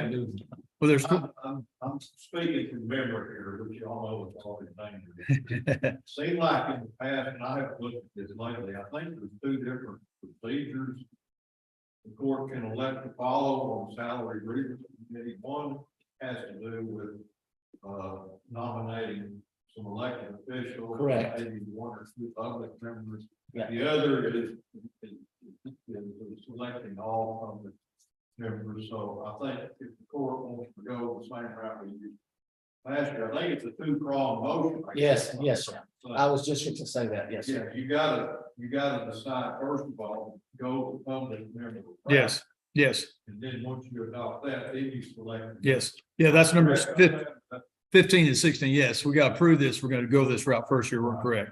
So, anyway, I've set this up. So, but I was told previously we had 5 alternates. If this is approved on number 15. Well, I know one year we went through all. They Okay. couldn't find the alternates. Okay. Well, So, on number 15, I'm going to make a motion to consider an act to establish a grievance committee of 9 citizens and 9 alternates instead of 5.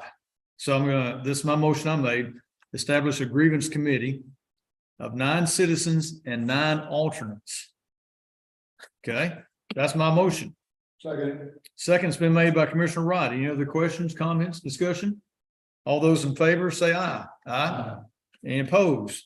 Ayes have it. Now, number 16, selection of grievance committee members. So again, this is from the 2 previous grand juries. There's names in here that have been wadded up. I'm not looking to who I'm drawing, so I'm going to pick the first 9 will be the members on the committee. Commissioner Park, you can verify I'm reading them right. The first name is James Samuel Bonnet Jr. Second name is Jacqueline Brooks, who I believe Jacqueline's going to be unable to do this since she is works in the courthouse. So Jacqueline's going to be disqualified. Does that make any difference though, just because you work here in the courthouse? It doesn't make any difference, you draw a name. Okay. Should be on. Okay. Well, I don't know that. I don't know the answer. to that. well, that's all. We're going to have 9 alternates. She's not elected. Okay. Yes. Okay. So, Citizen. She may decide she does not. That's true. okay. Or maybe she does. That's Okay. true. So number 2 name is Jacqueline Brooks. That's why we're going to have 9 alternates. Correct. Number 3, Josie Smith.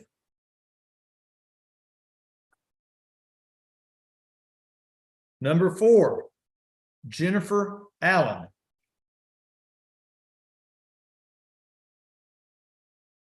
Number 5, Julie Pendergraft.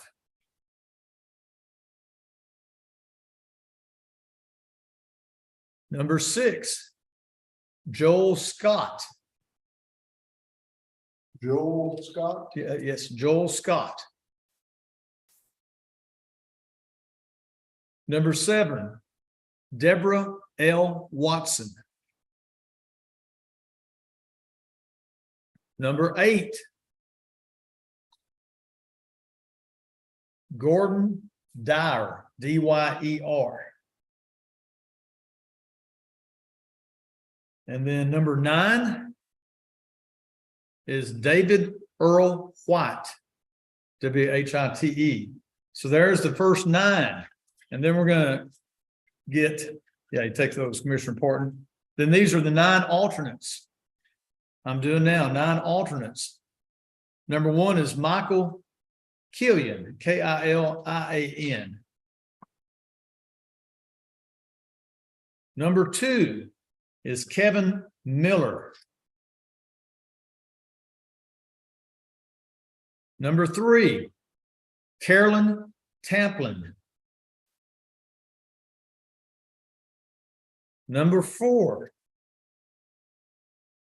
Hannah Darden, Darden.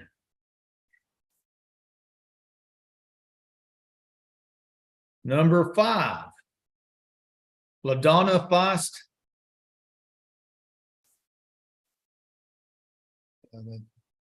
Donna Feist. She's just, that's your foreman before you. I don't know, yeah. Number 6, Aaron Simmons, Simmons. Number 7, Robbie Bussey, Buse, is that how you pronounce it? Bussey, BUSC. Buse, Robbie Bussey. 1, 2, 3, 4, 5, 6, 7. 2 more. Number 8,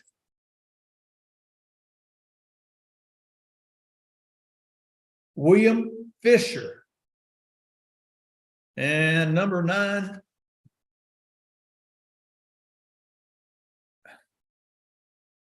is Cordelia Watson. Is that Cordelia?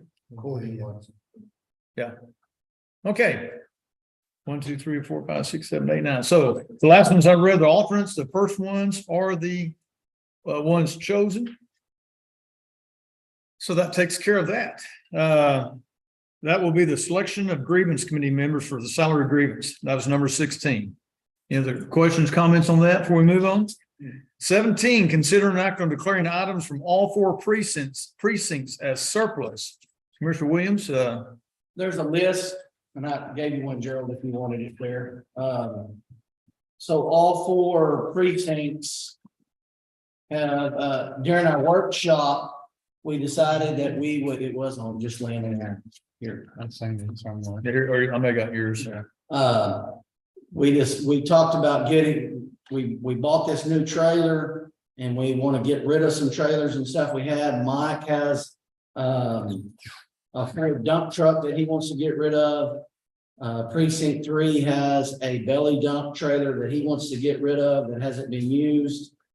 And the GMC tractor truck, precinct 2 would like to get rid of. All of these, what is there, 5 of them? All 5 of these we wanted to declare as surplus. And then these will be, we need to decide where we're going to auction these off. If y'all want to go Gov Deals, Live Oak, TAC, and I wrote those all down there on the sale auctions down on the bottom of the TAC trading post, if you want to go that route. And then if we also need to decide if we want a minimum bid on any of these items to be declared as surplus at those auctions.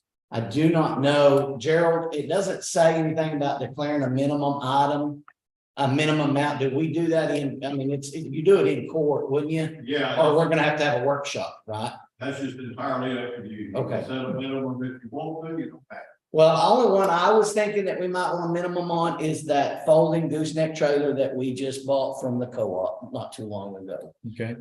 Just because we really haven't used it that much and we know there's an exact figure on what it might be. Now, I'm open up to you commissioners or how y'all want to discuss this or whatever, but there's the list as presented. I think I gave you a copy, didn't I, in there when I read this? And so it also has the ID numbers on it and the model and everything like that. I would ask, what have you done in the past? Well, we've never declared this many at one Okay. time that we're gonna try to sell. It's Okay. always just been hit and miss. The My, Judge, we've always sold the trucks kind of out here at Cowboys. That was kind of me. I've never had any bad luck with Cowboys or that would be Live Oak Auctions. Yeah. It was Cowboy, but Live Oak Auctions. Okay, And I'm guessing, I put that in right, that GMC that Robert, since Robert's not here, I don't know, is a Brigadier. I can't read his handwriting. okay. I guess so. So, Well, that's a GMC. yeah, is the model name. So Commissioner Williams, your question is, should we do a workshop to set up minimums for these things in case, say we We can do? do it right here. Okay, Yeah, we don't have to do a workshop. Yeah. We tabled a lot today. We Yeah. can just decide right here. I just decide right here. Yeah, again, it's a two-step process. First, you have to declare them as surplus. Yeah. Second, or you can do it all in one motion. Then you gotta decide what you're, how you can dispose of. We may want to go with I mean, you can reach out further. If you go like govdeals.com or the TAC trading post, then Live Oak. And we may just want to put the gooseneck trailer on that one. But if we put a minimum on it, you go to Cowboys. If you don't meet the minimum, then we can go a different route after that. So Okay, when's Cowboys? I think it's in June. June. Yeah, because he's not, I don't think he has one He's this month. getting good bit of stuff, all right. Yeah. okay, so we're gonna need to decide a place to go and a minimum bid, correct, on that? one? Well, we got to declare them first. Yeah, So declare 'em. that's the first thing. Okay, I make a motion that we declare the folding gooseneck trailer, the Kalen, the tilt bed haul trailer, the Wisconsin, the Ford dump truck, the Harris belly dump trailer, and the GMC tractor truck, all as surplus. okay. I'll second it. Motion's been made by Commissioner Williams for declaring those items as surplus. A second's been made by Commissioner Parton. Any other discussion? All those in favor of declaring those 5 items as surplus, say aye. Aye. Any opposed? Ayes have it. Okay, The next thing is do we want a minimum? And where do we want to sell them? Because we got to put that in the newspaper for the bid process. okay, And that has to run at least, if y'all don't remember, that has to run at least 1 week in the newspaper. And we'll have to do that before the June sale if we go with. Yeah, there's different requirements depending on what you're gonna do with it. If you're just gonna sell it on bids, then you gotta go through the process. If you're gonna sell it, there's a special rule for auctions. So if Cowboy is gonna sell it, you don't have to run the same publication notice.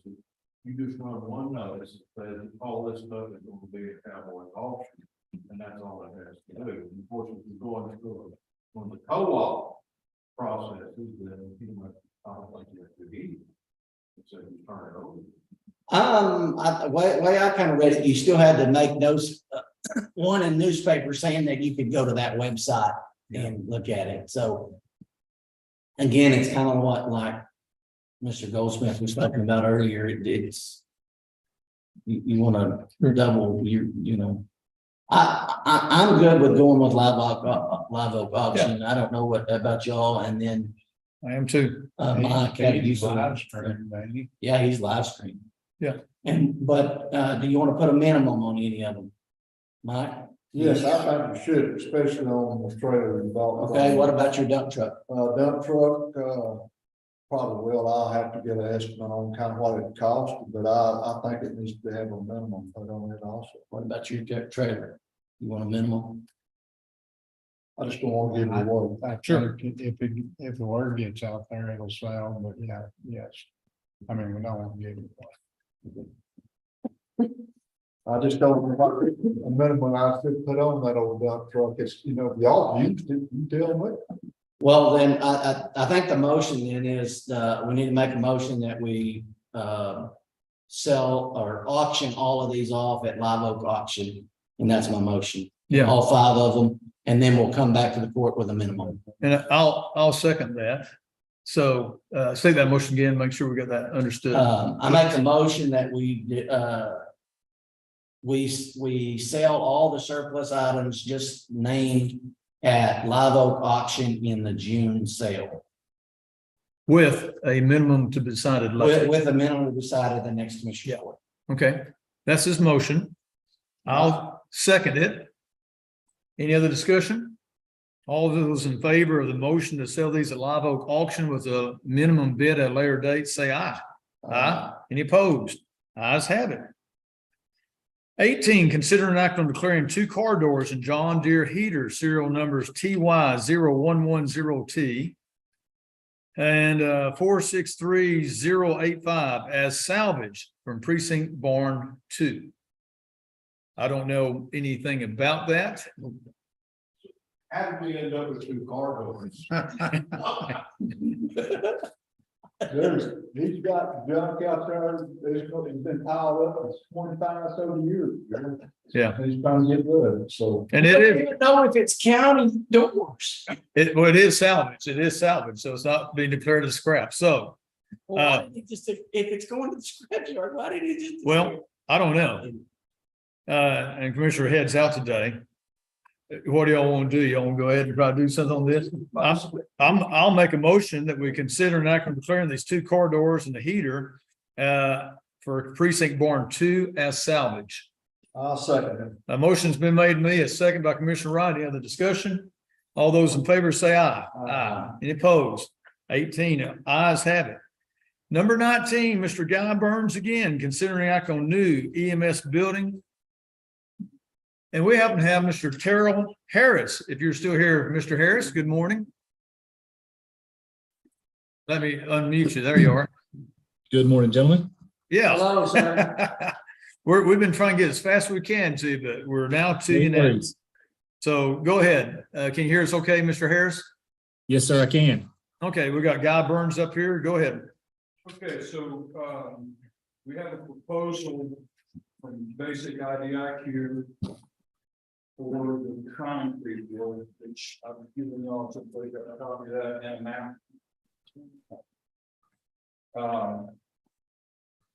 The proposal from the numbers on the last page. $151,213.73. And that's just concrete and curbing. This includes a 5-foot sidewalk along the back side, 20 foot apron on the side of the south side of the building. The 40-foot parking lot, which runs that entire length about 165 feet. And then on the back side of the building, it's 35-foot apron for the drive-through, which is that'd be on the west side. We have Summer's not here to verify this, but I'm gonna go ahead and put this number out. We have 134,000 left in the ARPA fund. Lots of money for some men. So you said, so we're roughly about 17, it would be $17,000 short is our estimate. That's not included in the ARPA funds for the concrete work, okay? Yeah, and there's also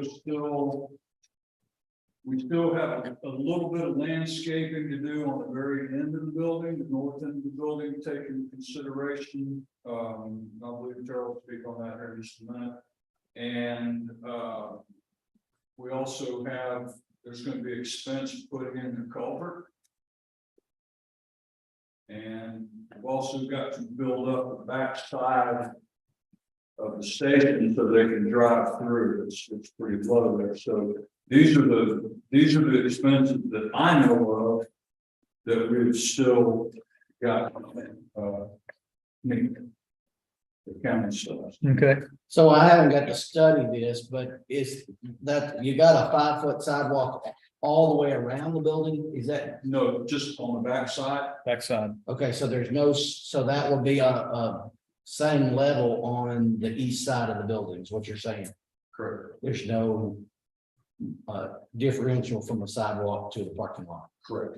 That'll all be one, and there'll be Joe, correct me if I'm wrong on this, there'll be parking, blocks Okay, put in. Instead of the curb in the front, so the sidewalk and parking will be all the same, is that correct? Yes, sir. So we're gonna put curb stops rather than putting a sidewalk and dropping a parking lot down to save on the grading. We're gonna keep the parking lot the same level and use curb stops. gotcha. Okay, that's what I was just making sure. I was looking at the picture and I was just making sure. of that. We kind of did that to eliminate the need for an ADA ramp as well. Either of the entrance doors would have required ADA ramps for that, but if we go this route, we don't have to do that. We don't have to change any grades. Parking lot can just grade to a drainage. So if the difference between going with concrete and going with asphalt, as I understand, after 5 or 6 years, there'll be repairs needing done. That's where if you go with concrete, it'll go 10, 12, maybe even 15 years before repairs are longer or longer. And Mr. Harris, I believe you told me it's not that much more expensive going concrete than asphalt, correct? No, sir, you're looking about a 10% difference is what my contractor told me. I don't have those numbers right in front of me. We're still working on getting those back. Yeah. But same contractor does both. He said the longevity of concrete outweighs the 10% of upfront savings. Okay, Would this slab out front, would it create its own drain? Would it be tapered or would it be a flat slab? The goal is to create a tapered slab to come both from the north and the south and taper in the center and drain out towards, I believe, the south. Sorry, go east-west, taper from east to west into the center and taper out to the south, but back into the building. okay. Drain back to. Drain back to where part of it. Well, it's where the water's coming off of the jail too. It's all going that same direction. So, Our goal is to drain all our water where it's already going for you guys. yeah. I'm more worried about the slab to the east side of the building, which would be the front. Is the drainage there? Yeah, what he's talking about is in the front, if you're looking north and south, right? The slab would come in the middle. So that it would Yeah, drain. yeah, so it drained back out towards Yes, or the other. direction. Yeah, it would actually drain south. So the east end and the west end would come in. And also at your doorways, because your overhang's not that far, that if you got a big rain, that it'd be going away from the building. Yeah. Correct, and concrete goes up, the slab will go all the way up to the building. There won't be, it will be. There won't be a sidewalk, so it definitely needs to be sloped back towards the Correct. parking. And Mr. Harris, we got gutters on that building, right? Yes, sir. Correct. Yes, okay. Okay. Questions, discussion, commissioners? The question is, what, $17,000 short, which again, the funding for that is the question. Yeah. Yeah, there's, What, I'm just gonna throw this out there. What if we went and asked some of the locals to bid on it? Local contractors. I don't know if they'd be the same price or not, or. The only issue I would know of, and County Attorney Hale, correct me, but what if they're not bonded? Is that any issue if got some local contractors for doing just the concrete work? I mean, you'd have to put that on there. I don't know of anybody around here that's bonded is the issue. I mean, I don't know about Brownwood and Lampasas. But we could look into it. I don't know. I was Yeah. just throwing it out, just for Yeah, yeah. discussion. I mean, just so, I agree. It's a good discussion. On that, and if you had to, this would not necessarily have to be a complete walkway. This could be a porch out here and you picked up this off. yeah. Commissioner Well, Rod, any comments on your end? Commissioner Rod, any comments? I kind of agree with what Jason just said. I'd kind of like to see maybe some local contractors bid on it. If we could. Well, I'm just saying maybe that if we can get it down, what'd you say we were over 17? 17,000. Yeah. I would also offer, if Basic had a way of, reducing like maybe on the, Square footage, that's what Dale was just saying. yeah, cut back on that square footage, like on that one end where the, South end. on the south end, that 20 feet that goes out.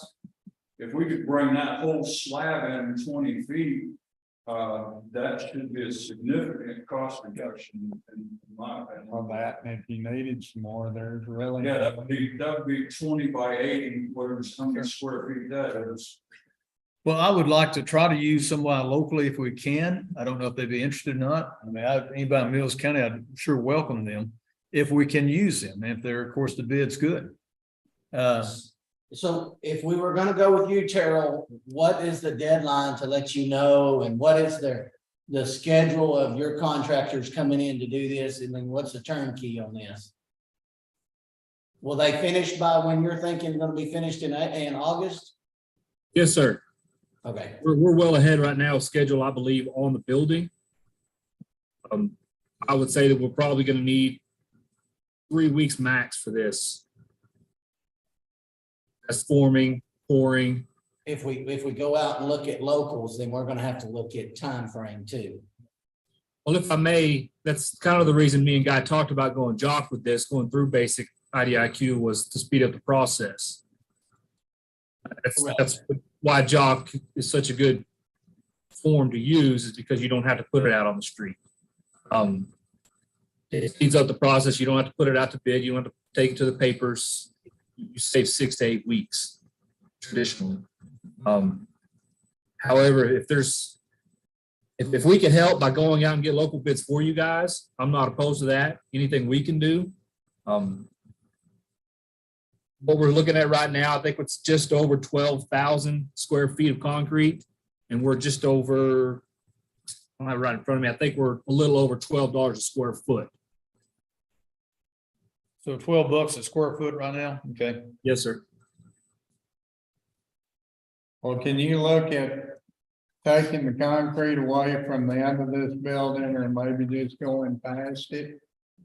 And maybe even on the backside, rather than having a complete walkway, you've just got 2 doors. It could go from there back to the Bay Area. So if you take out that, what you're saying right here, just on this end alone, 16. you're gonna save $2,100, or 21,000, not 2,100. So you would be under. The only thing you need on that backside would be just like a 5-foot sidewall, And you might could have that, Yeah. but not have them then there. instead of just having the end of the building drop off and have that 5. Yeah, But it can be built out with dirt even. sure. Terrell, are you hearing all that, Bud? Are you Yes, sir, I hearing? am. So would it be helpful?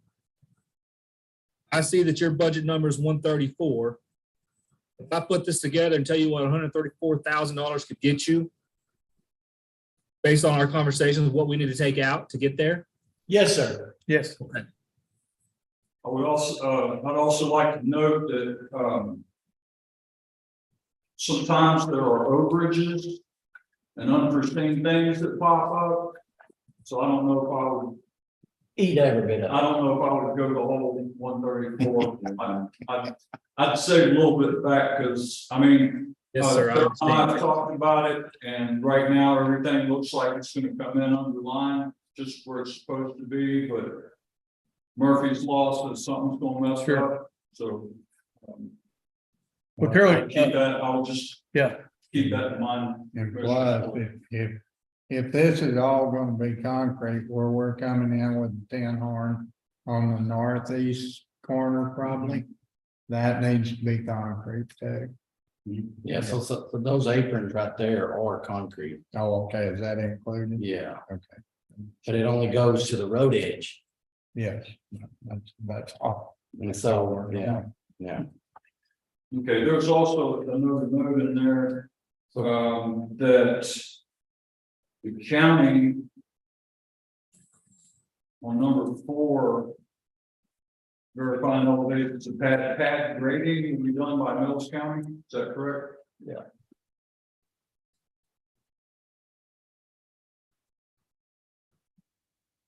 Right here on first page, Yeah. under 111, number 4, concrete.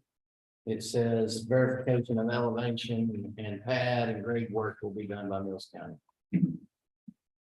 So what this refers to is, if you look on the west side of the building, we're gonna have to bring in a lot of dirt there.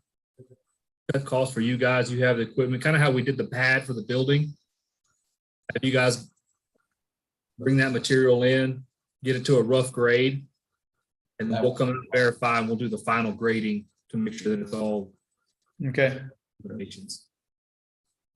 That's all. okay. So at this moment, I think we just get some more information and more. Don't y'all agree? I lean that way too, Commissioner Williams, yes. And I don't think we have that at table since that wasn't. Yeah, there's nothing to just consider an act. Okay.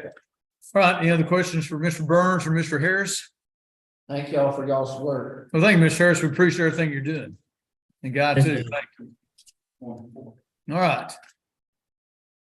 Number 20. I'm seeing the end finally, folks. Commissioners' requests and reports. Commissioner Wright, go ahead. We've been working on County Road 319, 314, Rolling Oaks.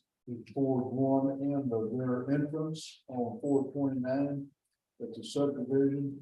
And we've just been busy with road work. That's all I have. And we're supposed to meet with, what's the guy's name again tomorrow? Doug, Yeah, yeah, but for us. right. Okay.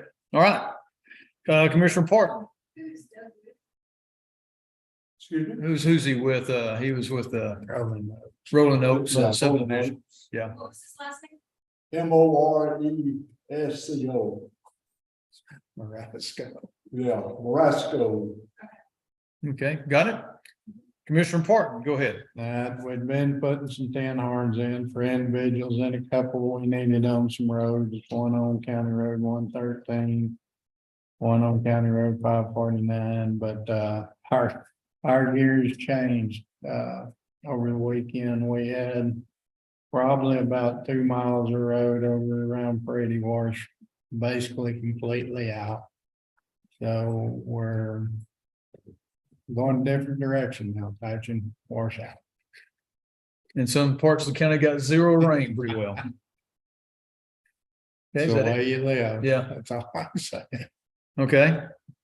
Commissioner Williams, Been working on County Road 550 in between what little showers we got. We've gotten very little, anything past the Ridge Schoolhouses, nothing. To the west of 574 is nothing. Gerald's place hasn't got hardly anything, so. Blading and hauling material and crushing the rock on 550. Bladed 531 and also 536. Bladed 430. Also, after we got through with blading some of those roads, we had to go back and tender some washouts on 508, 512, 527, 530. And then we've been cleaning some culverts out because they overflowed on those same roads. Because we hadn't had some rain in so long, and we didn't realize they caught a lot of debris, so. On 550 and 530, so again, the rain is good. It shows us our mistakes that we have in the road too, so okay, is that it? that's it. You left one thing out, Mr. Commissioner Parton, you left out the state track meet this Friday. Pretty sending Sydney Parton and our Gulf Lake girls, Jason's daughter, and our team is running the state this Friday. So good luck to our Lady Eagles and boys and also the Pretty Pirates. Let's see, Miss Ragsdale, Holly Ragsdale is here today with TDEM. She wanted me to pass word to everybody. We're having a solar meeting at the Mills County Law Enforcement Center this Wednesday at 1:30. And of course, we can't have a quorum, but one of you commissioners would be welcome to join. Should like maybe one commissioner each time show up if you can.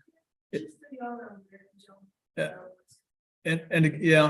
wanting the commissioners to know some of this information. Again, the solar eclipse, so you hadn't heard about it, is on April the 8th, about 12:15 p.m. And there could possibly be thousands of people coming to the Central Texas area. Sean, hope you see my summary email from the last meeting we had. That just kind of like, that was kind of the introduction email or an introduction meeting to our county officials. And I laughed at it too when I first heard about it. It is something that's legit. Well, so we all of us commissioners can go to the meeting, we just can't Okay, take in the meeting. and make decisions. So if we want Okay. to listen, we can all go. Yeah, it's just always kind of. You gotta be careful. It's like going to Certainly church. can't deliberate and. Okay. So then, we're, You know, if y'all wanted me to do a y'all set a special meeting and want to need the ophthalmologist, that's what we're gonna continue to have a meeting. I don't think it will end up being monthly, but right now, it's just to be able to get some things in order, but if y'all wanted me to. You kind of, it's a deal where you, technically you can go, but you really need to keep your mouth shut. And if y'all are like me, it's hard. Ms. Sonia, go It's ahead. always the safer thing to do, to not have to form. And Ms. Scott, What we've done on some other meetings, when all the commissioners were gonna attend, is we put an announcement on the webpage that said all commissioners will be attending, but county business will not be discussed. okay, This is for information purposes only. okay, And so Okay. we put it out there that, so someone doesn't try to say, oh, they were all there and it's a meeting. We okay, Try to be as transparent as possible to say, hey, they're all gonna attend, but they're only there for training and county business will not be discussed. okay, good. Yeah, we'll do that, Sully. So I'll state back again, then all commissioners are invited at Wednesday at 1:30 at the sheriff's department there. And there'll be a text dot person there. There'll be a DPS trooper. Asks that he's kind of taking care of all the way past county. So like this thing, and so he came and he spoke with us, he did tell me he's gonna be present on Wednesday. And go from there, my supervisor David Shaw, he's been kind of ahead of our regions, soil clip stuff, so he's gonna be there. We're just, I'll send the agenda, and I think I sent it out to all. of Yes, us. yes, we got it. Okay, That's kind of where we're going. Okay. Kind of just answer questions and trying to put stuff in paper. okay, all right. And budget, I'll start trying to get the budget paperwork out to everybody, hopefully this week. And I'm gonna be out Thursday and Friday. My daughter Gwendolyn's graduating from SMU Law School, so we're gonna be out Thursday and Friday celebrating that. And that is all I've got. Make a motion, we adjourn. Motion's been made to adjourn by Commissioner Wright, second by Commissioner Parton. All those in favor say aye, Still winning, aye. congratulations. I will. Thank you. When is this, Quinn? Gwendolyn, Right here, April the 8th of 2024. oh, when's it? He said, 2024? yeah, 2024. Pass. Yep. But another